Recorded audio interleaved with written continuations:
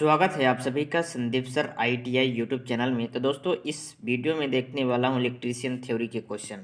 दोस्त अगर आप एमपी बिजली विभाग की तैयारी कर रहे हैं तो यह वीडियो आपके लिए काफ़ी इम्पोर्टेंट होने वाली है। दोस्तों मैं कुछ दिन पहले आपके 1000 प्लस क्वेश्चन का सीरीज दोस्त स्टार्ट किया था, जिसमें से मेरे भाई 1 से लेकर 27 क्लासें आपके लिए दोस्त करवा दिया था। ठीक है, 1 से लेकर 27 क्लासें दोस्त आपके लिए करवा दिया था। अगर आप नहीं देखे हैं तो प्लेलिस्ट में जाएंगे और दोस्त वहां आपको मिल जाएगा एमपी पीजीसीएल इलेक्ट्रीशियन थ्योरी के नाम से दोस्त आपको प्लेलिस्ट मिल जाएगी। वहां से दोस्त आप 1 से लेकर 27 तक सभी क्लास देख सकते हैं। ठीक है, जिसमें मैं इलेक्ट्रीशियन थ्योरी के फर्स्ट ईयर और सेकेंड ईयर को मिलाकर मेरे भाई 1000 प्लस क्वेश्चन का टारगेट दोस्त ये सीरीज स्टार्ट किया था, जिसमें से मेरे भाई आपकी जो है वो दोस्त एक क्लास बची हुई थी। ठीक है, एक क्लास दोस्त नहीं करवा पाया था, इसलिए दोस्त ये जो है 28वीं क्लास है मेरे भाई, और ये लास्ट क्लास है। ठीक है, आपका जो है इलेक्ट्रीशियन थ्योरी दोस्त फर्स्ट ईयर और सेकेंड ईयर का जो सीरीज स्टार्ट किया था मेरे भाई 1000 प्लस क्वेश्चन का, तो ये लास्ट दोस्त क्लास होने वाली है। इस क्लास को दोस्त ज़रूर लाइक कीजिए। ठीक है, और चैनल में न्यू है तो सब्सक्राइब कर लीजिए। ठीक है, और आपको दोस्त आपकी जो एग्ज़ाम डेट भी आ गई है। ठीक है, आपकी एग्ज़ाम डेट भी आ गई है और आपके पास टाइम बहुत कम है। तो अगर आपको दोस्त तैयारी करना है तो ये सभी क्लासें आप ज़रूर देख लीजिए। इलेक्ट्रीशियन थ्योरी के जितने भी इलेक्ट्रिकल पोस्ट वाले हैं सभी लोग, ठीक है, इस वीडियो को ज़रूर देख लीजिए 1 से लेकर 27 तक। ठीक है, इसमें आपके एग्जाम की दृष्टि से दोस्त काफ़ी इंपॉर्टेंट क्वेश्चन कराए गए हैं, 1000 प्लस क्वेश्चन हैं। ठीक है, और ये हमारी लास्ट वीडियो होने वाली है। ठीक है, तो लास्ट में आपको ज़रूर कमेंट करना मेरे भाई वीडियो कैसी लगी, और ये सभी सीरीज जो है 1 से लेकर 28 तक दोस्त आपको कैसी लगी। ठीक है, तो आपको कमेंट में ज़रूर बताना है और इस वीडियो को लास्ट तक देखना है। ठीक है, सभी के पास शेयर कर दीजिए और सभी लोग जुड़ जाइए, और जिस भी क्वेश्चन का दोस्त आंसर पता होगा आपको कमेंट में बताना है। चलिए, ये रहा दोस्त आपका इस वीडियो का पहला क्वेश्चन, गैर पारंपरिक ऊर्जा स्रोत का क्या फ़ायदा है।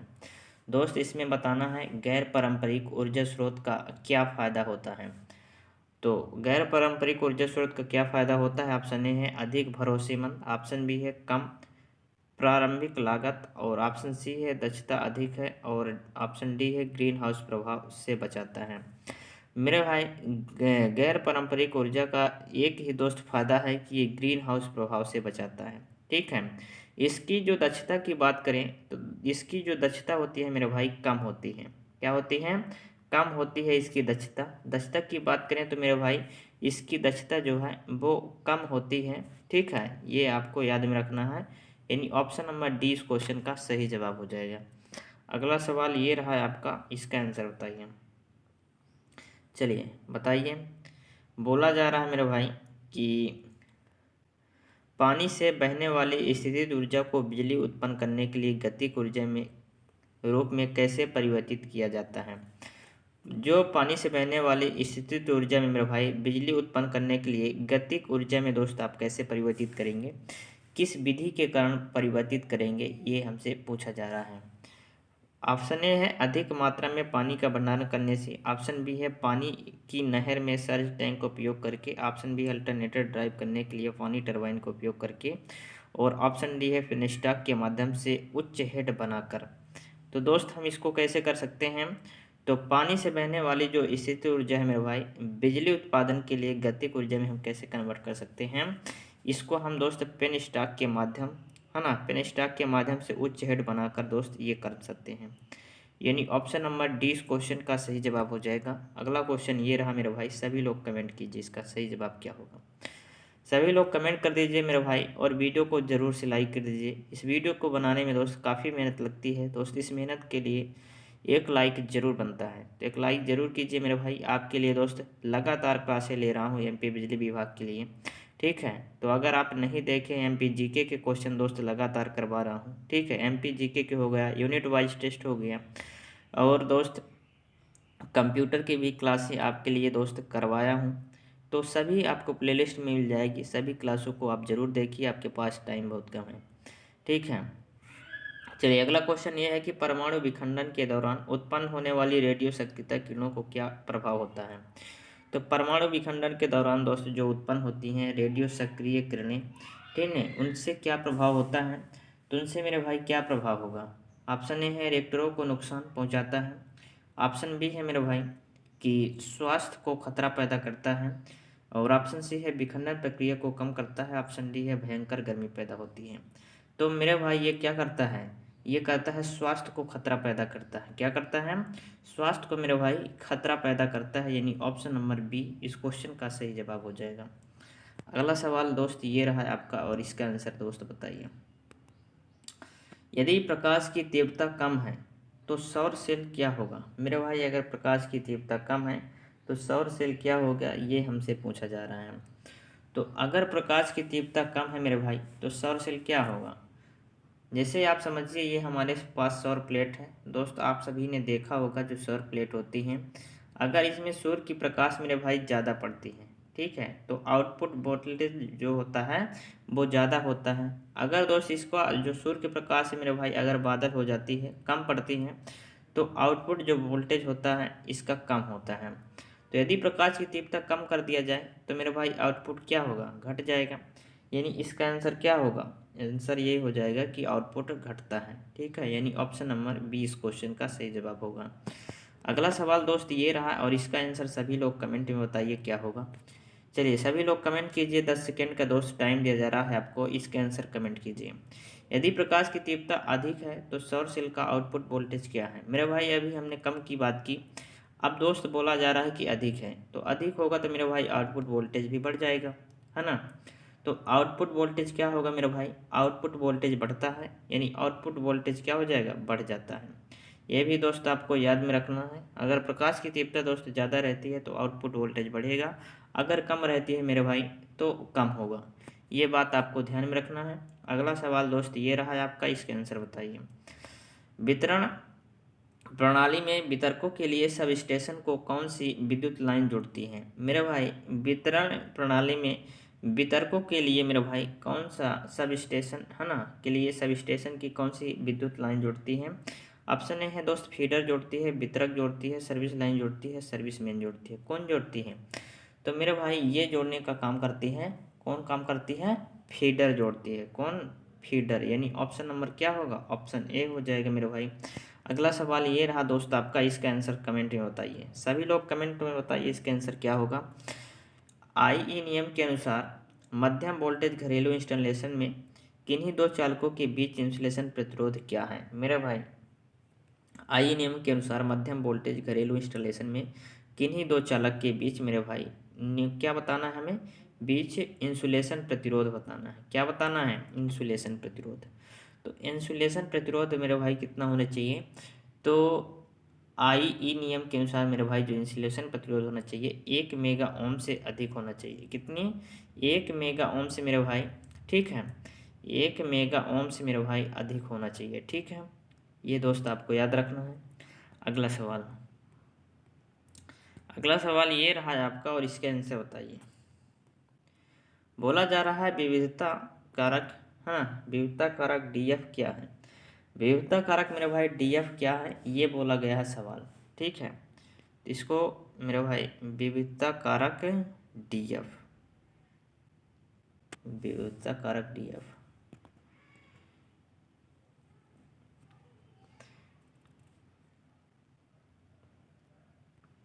ये मेरे भाई इसको छोड़िए, ये सवाल मेरे भाई विविधता कारक डीएफ, ठीक है, चलिए इसको बाद में देख लेते हैं, ये हमारा सवाल रहा। अगला सवाल दोस्त ये रहा, बोला जा रहा है घरेलू उपभोक्ताओं के लिए अपनाई गई एसी वितरण लाइन में वोल्टेज अनुपात क्या है। घरेलू उपभोक्ताओं के लिए अपनाई गई एसी वितरण लाइन में दोस्त वोल्टेज अनुपात क्या है। तो जो घरेलू उपभोक्ताओं के लिए अपनाई जाती है दोस्त एसी वितरण लाइन, उसका जो वोल्टेज होता है वो कितना होता है मेरे भाई, वो होता है 415, कितना, 415 वोल्ट प्रति 240 वोल्ट। ये हमारा होता है मेरे भाई, है ना, घरेलू उपभोक्ताओं के लिए, यानी ऑप्शन नंबर कौन सा होगा, ए हो जाएगा। अगला सवाल ये रहा दोस्त आपका, इसका आंसर बताइए। बोला गया है OH लाइन में उपयोग किए जाने वाले इंसुलेटर का नाम। इस इंसुलेटर का नाम हमें बताना है। तो इस इंसुलेटर का नाम मेरे भाई क्या होगा, चलिए देख लीजिए। ऑप्शन ए है पिन इंसुलेटर, ऑप्शन बी है पोस्ट इंसुलेटर, ऑप्शन सी है स्टेन इंसुलेटर, ऑप्शन डी है साइकिल इंसुलेटर। तो मेरे भाई इस इंसुलेटर का नाम क्या है, साइकिल इंसुलेटर है। क्या है, साइकिल इंसुलेटर, यानी ऑप्शन नंबर डी हो जाएगा। अगला सवाल ये रहा आपका, और इसमें बताना है लाइन इंसुलेटर का नाम क्या है। ये लाइन इंसुलेटर दिया गया है, इसका नाम बताना है। चलिए बताइए इसका नाम क्या होगा, लाइन इंसुलेटर का नाम बताइए क्या होगा। ये रहा दोस्त आपका ऑप्शन, पिन प्रकार इंसुलेटर है, और डिस्क प्रकार इंसुलेटर है, साइकिल प्रकार इंसुलेटर है, और निलंबन प्रकार इंसुलेटर यानी सस्पेंशन टाइप इंसुलेटर। तो ये हमारा है मेरे भाई सस्पेंशन टाइप इंसुलेटर। किस प्रकार का इंसुलेटर है, सस्पेंशन टाइप इंसुलेटर यानी निलंबन प्रकार का इंसुलेटर है, यानी ऑप्शन नंबर डी हो जाएगा।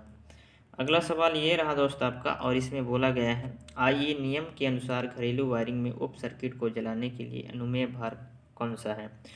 तो आइए नियम के अनुसार घरेलू वायरिंग में उप सर्किट जलाने के लिए जो अनुमेय भार होता है मेरे भाई, वो कितना होता है। तो ये होता है मेरे भाई 800 वाट। कितना होता है, 800 वाट मेरे भाई ये हो जाता है, यानी ऑप्शन नंबर ए इस क्वेश्चन का सही जवाब हो जाएगा। अगला सवाल ये रहा है आपका, और बोला गया इंसुलेटर का नाम क्या है। मेरे भाई इंसुलेटर का नाम इसमें आपको बताना है, इंसुलेटर देख लीजिए, इंसुलेटर का नाम आपको इसमें बताना है। चलिए जान लेते हैं इंसुलेटर का नाम क्या है। ऑप्शन ए है स्टे इंसुलेटर, ऑप्शन बी है साइकिल इंसुलेटर। तो साइकिल इंसुलेटर मैंने आपको दिखा दिया, निलंबन इंसुलेटर भी दिखा दिया, लेकिन ये है सिंगल सेट पिन इंसुलेटर। कौन सा है, सिंगल पिन दोस्त इंसुलेटर, सिंगल सेट है ना pin insulator, option number D हो जाएगा। सभी दोस्त क्वेश्चन आपके एग्जाम के लिए दोस्त इंपॉर्टेंट है, इसलिए आपको कंप्लीट वीडियो जरूर देखना है। चलिए अगला सवाल यह है कि क्या कारण है जो एसी की तुलना में डीसी के ट्रांसमिशन पर कंडक्टर क्रॉस सेक्शनल क्षेत्र को पूरी तरह से उपयोग कर सकता है।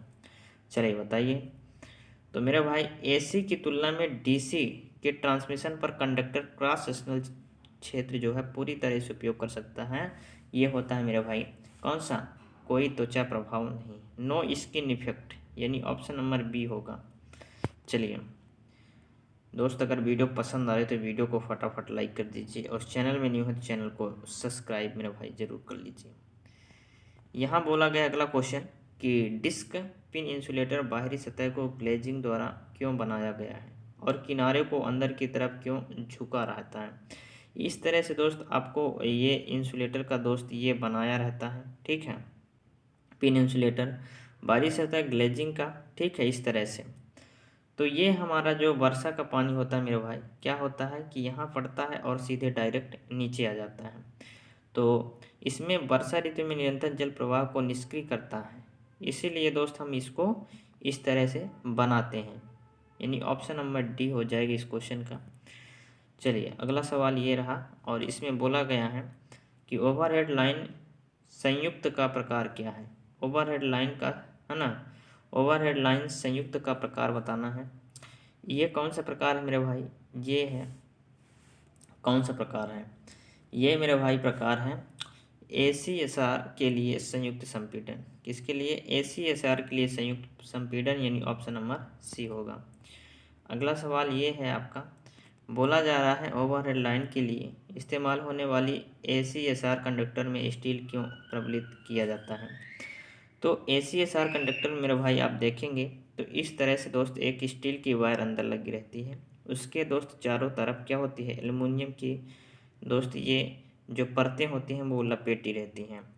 तो मेरे भाई इसका जो तार है, स्टील वाली तार जो अंदर रहती है मेरे भाई, ठीक है, स्टील वाली तार जो अंदर रहती है बीच में, उसको प्रबलित यानी उसको कठोर क्यों बनाया जाता है, ये बोला गया है।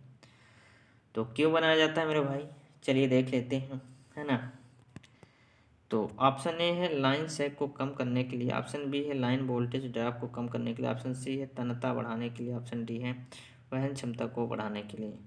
तो ये मेरे भाई हो जाएगा इसका सही जवाब कि तन्यता बढ़ाने के लिए किया जाता है ना, तन्यता बढ़ाने के लिए, ऑप्शन नंबर सी इस क्वेश्चन का सही जवाब होगा।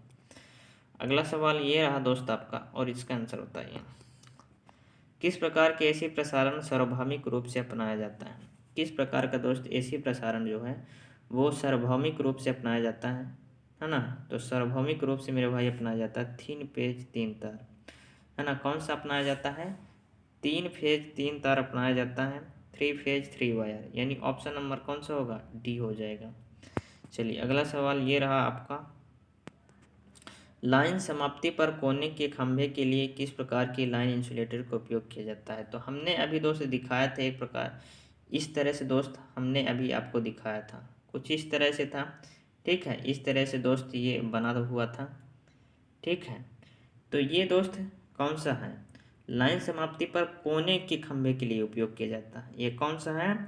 ये दोस्त जो टाइप है, ये कौन सा टाइप का इंसुलेटर है मेरे भाई? ये है मेरे भाई साइकिल इंसुलेटर। कौन सा टाइप का था? साइकिल, यानी इसी को उपयोग किया जाता है साइकिल का, यानी ऑप्शन नंबर सी होगा। अगला सवाल, वाइंडिंग वायर गैप को बहुत पास रखने और पिन इंसुलेटर में बहुत टाइट होने का कारण क्या है? वाइंडिंग वायर गैप को बहुत पास रखने और पिन इंसुलेटर में बहुत टाइट होने का क्या कारण है? तो इसका कारण है मेरे भाई, क्या कारण है? इसका कारण है, ऑप्शन ए है स्पार्किंग से बचें, ऑप्शन बी है क्षरण से बचें, ऑप्शन सी है ऑक्साइड बनाने से बचें, ऑप्शन डी है वायुमंडलीय दाब से बचें। तो ये मेरे भाई हो जाएगा स्पार्किंग से बचें। क्या हो जाएगा? स्पार्किंग से बचें, यानी ऑप्शन नंबर ए इस क्वेश्चन का सही जवाब हो जाएगा। अगला सवाल ये रहा दोस्त आपका, और इसका आंसर बताइए। ओवरहेड लाइन पर उपयोग किए जाने वाले कंडक्टर का नाम क्या है? ओवरहेड लाइन पर उपयोग किए जाने वाले कंडक्टर का मेरे भाई क्या नाम है? ऑप्शन ए है ACSR, ऑप्शन बी है एल्यूमिनियम, ऑप्शन सी है जस्तीकृत लोहा, ऑप्शन डी है कठोर तावा। तो ओवरहेड लाइन पर उपयोग किए जाने वाले कंडक्टर का नाम क्या है? तो ओवरहेड लाइन पर उपयोग किए जाने वाले कंडक्टर का नाम मेरे भाई क्या है? इस कंडक्टर का नाम है ACSR। क्या नाम है? ACSR दोस्त जो है वो ओवरहेड लाइन में हम उपयोग करते हैं, यानी ऑप्शन नंबर ए इस क्वेश्चन का सही जवाब हो जाएगा। अगला सवाल दोस्त ये रहा आपका, इसका आंसर बताइए। विद्युत खंभे में प्रयुक्त क्रॉस आर्म का मुख्य उद्देश्य क्या है? विद्युत खंभे में प्रयुक्त क्रॉस आर्म जो लगा होता है उसका मुख्य उद्देश्य क्या होता है? तो इसका मुख्य उद्देश्य होता है कि ओवरहेड लाइन पर इंसुलेटर पकड़ना। क्या होता है?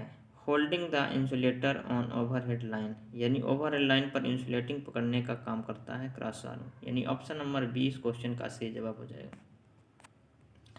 अगला सवाल ये रहा दोस्त आपका, इसका आंसर बताइए। HT यानी हाई टेंशन ओवरहेड लाइन के अंतिम सिरों पर किस प्रकार के लाइन इंसुलेटर का उपयोग किया जाता है? तो मेरे भाई इसमें कौन सा इसमें प्रयोग किए जाएंगे? तो ST ओवर लाइन के अंतिम सिरों पर मेरे भाई लाइन इंसुलेटर का कौन सा उपयोग किया जाएगा? डिस्क इंसुलेटर का। किसका? डिस्क इंसुलेटर, यानी ऑप्शन नंबर बी इस क्वेश्चन का सही जवाब हो जाएगा। अगला सवाल ये रहा आपका, इसका आंसर बताइए। AC पावर ट्रांसमिशन का क्या फ़ायदा है? AC पावर ट्रांसमिशन का मेरे भाई क्या फ़ायदा है, ये हमें बताना है।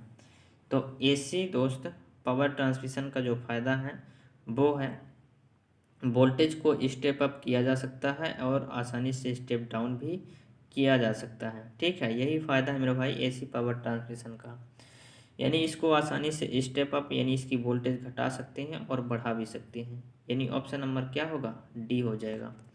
अगला सवाल ये रहा दोस्त, और सभी लोग इसका आंसर कमेंट कीजिए। दोस्त वीडियो को अभी तक आपने लाइक नहीं किया तो वीडियो को जल्दी से लाइक कर दीजिए, ठीक है? आपके एग्जाम के दृष्टि से सभी क्वेश्चन इंपॉर्टेंट हैं।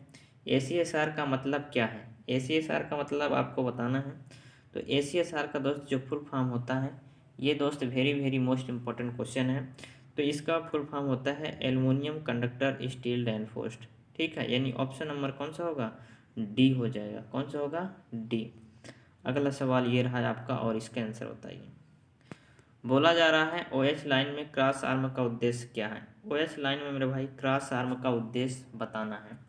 चलिए, OH लाइन में क्रॉस आर्म का उद्देश्य आपको बताना है। तो OH लाइन में जो क्रॉस आर्म का उद्देश्य होता है वो क्या होता है? ऑप्शन ए है OH पोल को अधिक सहारा प्रदान करें, ऑप्शन बी है कंडक्टरों के बीच लघु पतन से रक्षा करें, ऑप्शन सी है खंभों के बीच की रेखाओं को शिथिलता को कम करें, ऑप्शन डी है इंसुलेटर पकड़े हुए कंडक्टर को किधर से जकड़ना। ये दोस्त ऑप्शन नंबर डी हो जाएगा। ठीक है, ऑप्शन नंबर डी। अगला सवाल ये रहा है आपका, और बोला जा रहा है कि भूमिगत केबल की तुलना में ओवरहेड लाइन का क्या फ़ायदा है। भूमिगत केबल दोस्त वो होता है जिसको हम ज़मीन के अंदर गाड़ देते हैं। ओवरहेड मेरे भाई खंभों के माध्यम से दोस्त इसकी वायरिंग होती है, ठीक है, ले जाया जाता है। तो इसका फ़ायदा क्या है ओवरहेड लाइन का? ओवरहेड लाइन का फ़ायदा ये है कि मेरे भाई दोष आसानी से पता लगाए जा सकते हैं। मेरे भाई जो दोष हैं, अगर फॉल्ट आता है तो आसानी से हम पता लगा सकते हैं। लेकिन जो भूमिगत केबल है, जो अंडरग्राउंड केबल है दोस्त, उसमें हम पहले खोदेंगे फिर दोस्त उसमें पता लगाएंगे, तो ये मुश्किल काम है मेरे भाई। लेकिन जो ओवरहेड लाइन है उसमें आसानी से हम पता लगा सकते हैं। यही मेरे भाई इसका फ़ायदा है। ठीक है, यही मेरे भाई क्या है, इसका फ़ायदा है। अगला सवाल ये रहा है आपका, और इसका आंसर बताइए। बोला जा रहा है मेरे भाई कि ट्रांसमिशन लाइन वोल्टेज को किस स्थान पर उपभोक्ता आपूर्ति वोल्टेज में ले जाया जाता है। ट्रांसमिशन लाइन वोल्टेज को किस स्थान पर उपभोक्ता आपूर्ति वोल्टेज में ले जा सकता है। ऑप्शन ए है mobile sub station, option B है खनन सब स्टेशन, ऑप्शन सी है माध्यमिक सब स्टेशन, ऑप्शन डी है वितरण सब स्टेशन। तो मेरे भाई इसका सही जवाब हो जाएगा, क्या होगा, इसका सही जवाब हो जाएगा वितरण सब स्टेशन। ठीक है, डिस्ट्रीब्यूशन सब स्टेशन, यानी ऑप्शन नंबर डी इस क्वेश्चन का सही जवाब होगा। अगला सवाल ये रहा है आपका, और इसका आंसर बताइए। बोला जा रहा है मेरे भाई कि बोला जा रहा है यदि डिस्क इंसुलेटर क्षतिग्रस्त हो जाता है तो डिस्क इंसुलेटर को स्ट्रिंग व्यवस्था पर क्या होगा। मान लीजिए दोस्त ये डिस्क इंसुलेटर लगा हुआ है, ठीक है, अगर एक क्षतिग्रस्त हो जाता है तो बाकी के इंसुलेटर पर क्या प्रभाव पड़ेगा।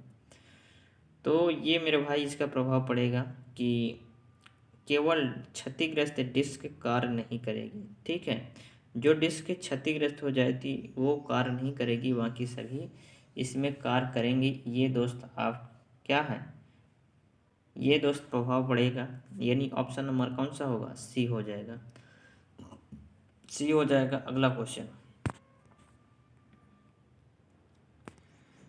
जोड़ों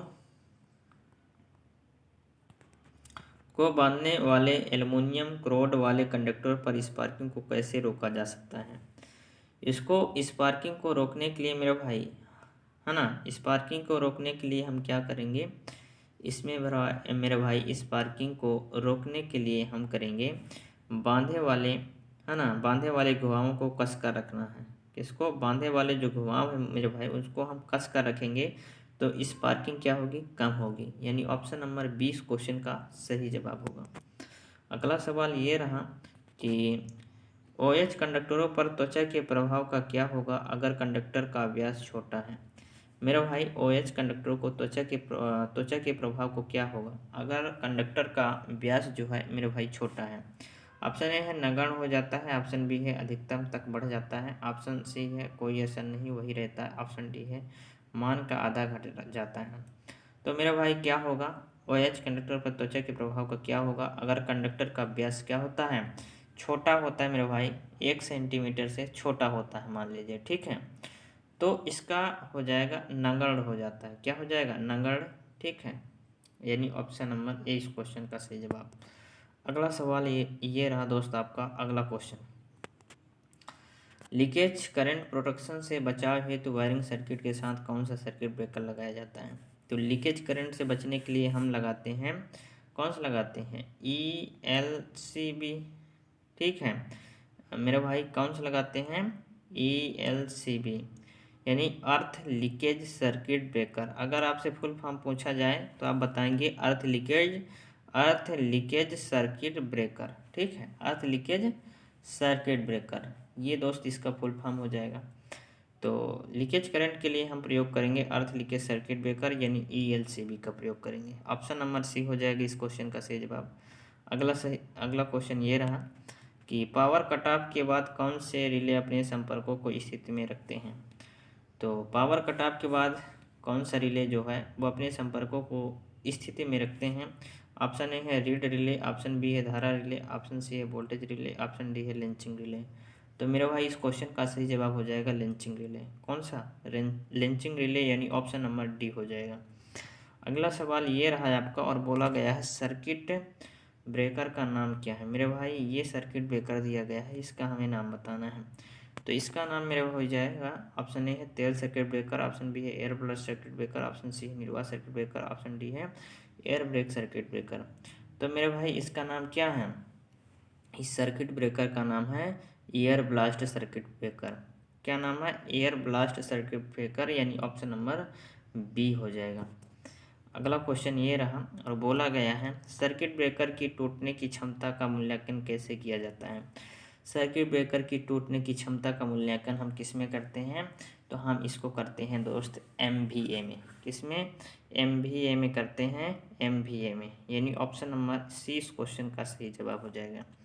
अगला सवाल ये रहा दोस्त आपका, और इसके आंसर बताइए। बोला गया संकेतिक ओवर वोल्टेज रिले में पिकअप वोल्टेज क्या है। संकेतिक ओवर वोल्टेज रिले में दोस्त पिकअप वोल्टेज क्या होता है, ये हमें बताना है। तो ऑप्शन ए है रिले का कार्यकारी वोल्टेज होता है, ऑप्शन बी है रिले की अधिकतम वोल्टेज रेटिंग होता है, ऑप्शन सी है रिले न्यूनतम वोल्टेज रेटिंग, ऑप्शन डी है रिले शुरू करने के लिए न्यूनतम वोल्टेज। तो संकेतिक ओवर वोल्टेज रिले में पिकअप वोल्टेज जो होता है वो क्या होता है मेरे भाई? पिकअप वोल्टेज होता है रिले शुरू करने के लिए न्यूनतम वोल्टेज। क्या? रिले शुरू करने के लिए मेरे भाई न्यूनतम वोल्टेज, यानी ऑप्शन नंबर डी हो जाएगा। अगला सवाल दोस्त ये रहा है आपका, बोला गया है बिजली ट्रांसफार्मर में बुखोल्ज रिले का कार्य क्या है। बिजली ट्रांसफार्मर में दोस्त बुखोल्ज रिले का कार्य क्या होता है? तो ऑप्शन ए है ओवरलोड और सर्किट से संरक्षण, ऑप्शन बी है वोल्टेज और पृथ्वी दोष से सुरक्षा, ऑप्शन सी है ओपन सर्किट और पृथ्वी दोष संरक्षण, ऑप्शन डी है ओपन सर्किट और ओवर वोल्टेज प्रोटेक्शन। तो बिजली ट्रांसफार्मर बुखोल्ज रिले का कार्य होता है कि ओवरलोड और शॉर्ट सर्किट से संरक्षण यानी सुरक्षा प्रदान करना। ठीक है, ऑप्शन नंबर ए इस क्वेश्चन का सही जवाब हो जाएगा। अगला सवाल ये रहा, बोला गया है किस प्रकार का लोड जी श्रेणी MCB द्वारा संरक्षित है। तो जी श्रेणी द्वारा दोस्त कौन संरक्षित है? तो ये हो जाएगा ऑप्शन नंबर ए है ओवन, बी है गीजर, सी है एयर कंडीशनर, डी है सामान्य व्यवस्था। तो जी श्रेणी MCB द्वारा जो संरक्षित है मेरे भाई वो है एयर कंडीशनर। कौन सा है? एयर कंडीशनर, यानी ऑप्शन नंबर सी इस क्वेश्चन का सही जवाब हो जाएगा। अगला सवाल ये रहा, बोला जा रहा है कि AC और DC आपूर्ति दोनों में किस प्रकार के रिले का उपयोग किया जाता है। तो AC और मेरे भाई DC दोनों के लिए दोस्त कौन से रिले का हम प्रयोग करते हैं? तो इसमें आपको सीधा बताना है मेरे भाई आवेग रिले का। किसका? आवेग रिले का हम प्रयोग करते हैं AC और DC आपूर्ति दोनों के लिए, यानी ऑप्शन नंबर बी हो जाएगा इस क्वेश्चन का आंसर। अगला क्वेश्चन ये रहा, अगला क्वेश्चन ये रहा, बोला गया है घरेलू वायरिंग सर्किट में स्विच और सुरक्षात्मक उपकरण के रूप में किस सर्किट ब्रेकर का उपयोग किया जाता है। तो घरेलू वायरिंग सर्किट में स्विच और सुरक्षात्मक उपकरण के रूप में किस सर्किट का उपयोग हम करते हैं? तो हम करते हैं मेरे भाई ऑप्शन ए है air circuit breaker, option B है miniature circuit breaker, option C है मोल्डेड के सर्किट ब्रेकर, ऑप्शन डी है अर्थ लीकेज सर्किट ब्रेकर। तो हम किसका प्रयोग करते हैं मेरे भाई? हम करते हैं सीधे मिनिएचर सर्किट ब्रेकर का। घरेलू वायरिंग सर्किट में स्विच और सुरक्षा के लिए, घरों में दोस्त हम स्विच और जो उपकरण रहते हैं जैसे पंखा हो गया, टीवी हो गया, कूलर हो गया, इसके लिए हम कौन से उपकरण का सुरक्षा करने के लिए, उपकरण की सुरक्षा करने के लिए हम किसका प्रयोग करते हैं? तो हम करते हैं मिनिएचर सर्किट ब्रेकर का, इसको हम MCB बोलते हैं। ठीक है, MCB। अगला सवाल क्वेश्चन ये रहा, सर्किट ब्रेकरों में इस्तेमाल की जाने वाली ट्रिप कॉइल का उद्देश्य क्या है। ठीक है, सर्किट ब्रेकरों में इस्तेमाल की जाने वाली ट्रिप कॉइल का उद्देश्य क्या है। तो ट्रिप कॉइल का मेरे भाई एक ही उद्देश्य है, क्या करता है? तो ये करता है रिमोट ऑपरेशन। क्या करता है? रिमोट ऑपरेशन, यानी ऑप्शन नंबर 20 क्वेश्चन का सही जवाब होगा। अगला सवाल ये रहा, और बोला गया है कि नियंत्रण सर्किट ब्रेकर में सर्किट ब्रेकर के ब्रेकिंग ऑपरेशन रिले का कार्य क्या है। नियंत्रण सर्किट ब्रेकर में सर्किट ब्रेकर के ब्रेकिंग ऑपरेशन रिले में क्या कार्य है? तो इसका मेरे भाई कार्य है, क्या कार्य है? इसका कार्य है मेरे भाई ब्रेकर संचालित करने के लिए दोष की स्थिति की व्याख्या करना, यानी ऑप्शन नंबर डी इस क्वेश्चन का सही जवाब हो जाएगा। दोस्त अगर वीडियो पसंद आए तो वीडियो को लाइक कर दीजिए और चैनल को सब्सक्राइब जरूर कर लेना है आपको।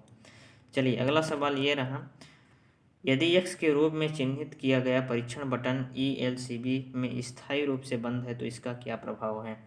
मेरे भाई यदि x के रूप में चिन्हित किया गया परीक्षण बटन ELCB में स्थायी रूप से बंद है तो इसका क्या प्रभाव होगा। इसका मेरे भाई क्या प्रभाव होगा, इधर आप देखेंगे तो ये x के रूप में दोस्त प्रदर्शित है।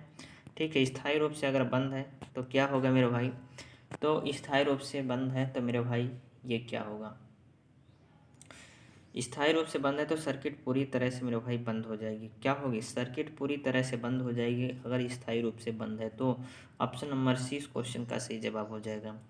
अगला सवाल दोस्त ये रहा, चलिए बताइए मेरे भाई, बोला गया है वाई सर्किट ब्रेकर में क्या दोष है अगर लोडिंग पर सर्किट रुक रुक कर ट्रिप होता है। वाइव सर्किट ब्रेकर में दोस्त है ना, वाइव सर्किट ब्रेकर में क्या दोष होगा अगर लोडिंग पर सर्किट जो है मेरे भाई रुक रुक कर ट्रिप होती है। तो ऑप्शन ए है रिले की गलत सेटिंग, ऑप्शन बी है अत्यधिक गर्मी के कारण, ऑप्शन सी है अपर्याप्त वायु दाब, ऑप्शन डी है लाइन वोल्टेज बहुत अधिक है। तो क्या होगा मेरे भाई, तो ये हो जाएगा रिले की गलत सेटिंग के कारण क्या होगा, सर्किट जो है वो रुक रुक कर क्या होगी, ट्रिप होगी। यानी ऑप्शन नंबर ए इस क्वेश्चन का सही जवाब हो जाएगा। अगला सवाल दोस्त ये रहा आपका, इसका आंसर बताइए। बोला गया है यदि तेल अत्यधिक गर्म हो जाए तो तेल सर्किट ब्रेकर में क्या दोष है। मेरे भाई तेल अत्यधिक अगर गर्म हो जाए, ठीक है, तो तेल सर्किट ब्रेकर में क्या दोष है ये हमें बताना है। ऑप्शन ए है लाइन वोल्टेज बहुत अधिक है, ऑप्शन बी है अत्यधिक भार, ऑप्शन सी है कम परावैद्युत शक्ति, ऑप्शन डी है दोषपूर्ण ट्रिपिंग तंत्र। तो यदि तेल अत्यधिक गर्म हो जाए तो तेल सर्किट ब्रेकर में क्या दोष है। तो मेरे भाई तेल सर्किट ब्रेकर में जो दोष है वो है कम परावैद्युत शक्ति। क्या है, कम परावैद्युत शक्ति, यानी ऑप्शन नंबर सी इस क्वेश्चन का सही जवाब हो जाएगा। अगला सवाल दोस्त ये रहा, ठीक है, ये रहा दोस्त आपका अगला सवाल, अगर ट्रांसमिशन लाइन पर फेज टू ग्राउंड फॉल्ट है तो क्या कारण है। मेरे भाई अगर ट्रांसमिशन लाइन पर फेज टू ग्राउंड फॉल्ट है तो क्या कारण है। ठीक है, ऑप्शन ए है घटकों की विफलता, ऑप्शन बी है इंसुलेशन विफलता, ऑप्शन सी है मानव त्रुटि, ऑप्शन डी है फ्यूज विफलता। तो अगर ट्रांसमिशन लाइन पर फेज टू ग्राउंड फॉल्ट है तो क्या कारण है। तो इसका मेरे भाई कारण है कि इंसुलेशन में विफलता है। यानी दोस्त इंसुलेशन क्या है, खराब इंसुलेशन है। ठीक है, यानी ऑप्शन नंबर 20 क्वेश्चन का सही जवाब हो जाएगा। तो दोस्त ये रहा दोस्त आपका कंप्लीट 1000 प्लस क्वेश्चन का सीरीज मेरे भाई, यहाँ से दोस्त आपकी कंप्लीट हो रही है। ठीक है, 28 क्लास में मेरे भाई ये आपके इलेक्ट्रीशियन थ्योरी फर्स्ट ईयर और सेकेंड ईयर के 1000 प्लस क्वेश्चन का टारगेट दोस्त आज कंप्लीट हो रहा है। तो वीडियो दोस्त कैसी लगी आप सभी को बताना है, कमेंट में ज़रूर बताना है आपको। वीडियो दोस्त अगर अच्छी लगी तो वीडियो को लाइक करना है और एक प्यारा सा दोस्त कमेंट करना है। ठीक है, इस सीरीज का मेरे भाई आज ये समाप्त हो चुकी है। ठीक है, और अगर दोस्त एमपी बिजली विभाग की तैयारी करना चाहते हैं आप, तो दोस्त आपको सब्सक्राइब जरूर कर लेना है। ठीक है, आपके लिए एमपी जीके क्वेश्चन दोस्त लगातार करवा रहा हूँ, तो एमपी जीके क्वेश्चन ज़रूर देखिए। और दोस्त आपके लिए जो है, ठीक है, वो यूनिट वाइज टेस्ट आपके लिए दोस्त ला रहा हूँ। ठीक है, तो यूनिट वाइज टेस्ट दोस्त आप ज़रूर देखिए वीडियो और अपनी तैयारी का सुपर फास्ट रिवीजन कीजिए। ठीक, और आपके लिए दोस्त कंप्यूटर हो गया, ठीक है, जीके क्वेश्चन हो गए, और आपका वर्कशॉप कैलकुलेशन और इंजीनियरिंग ड्राइंग के क्वेश्चन प्लेलिस्ट में आपको मिल जाएंगे। सभी वीडियो आप ज़रूर देख लीजिए। चलिए मिलते हैं नेक्स्ट वीडियो में, तब तक के लिए जय हिंद, वंदे मातरम।